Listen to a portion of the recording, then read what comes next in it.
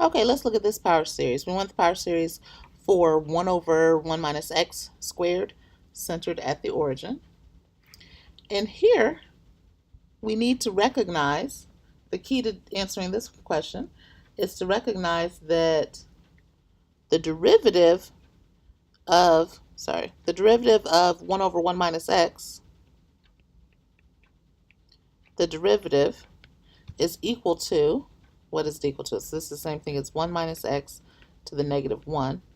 And we want the derivative with respect to x.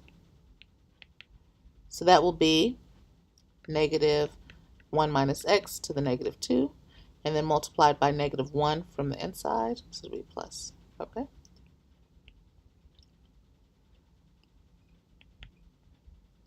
And this is exactly equal to 1 over 1 minus x squared. Aha! So, here's what we do. So we say the derivative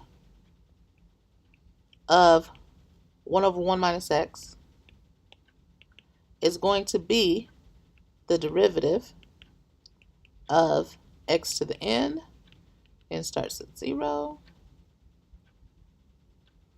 And now this is valid on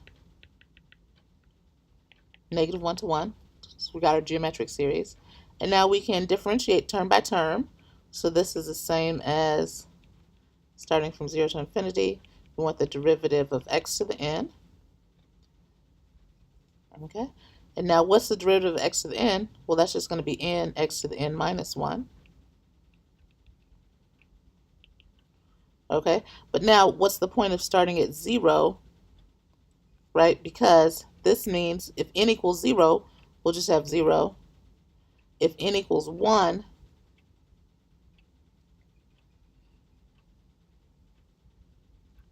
we will have x to the 1 minus 1.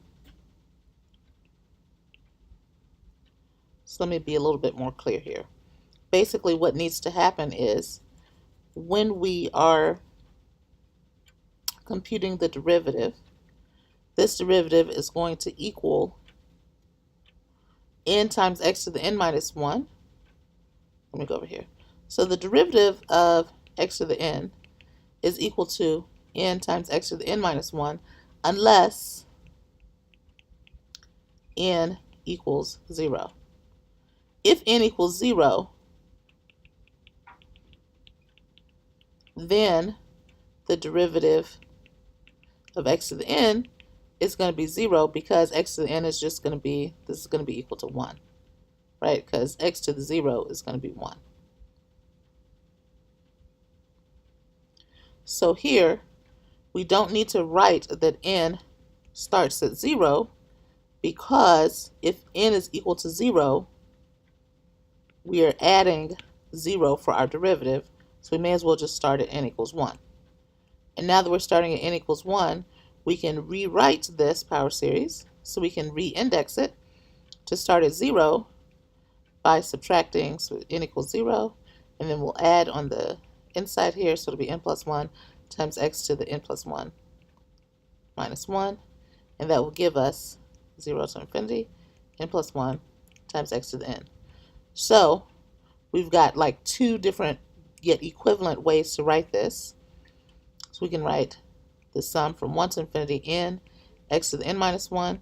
That's the same thing as 0 to infinity n plus 1 x to the n. Okay, and all of these, both of these power series are equal to the derivative of 1 over 1 minus x, and these are valid on negative 1 to infinity. Okay, but what is the derivative of 1 over 1 minus x?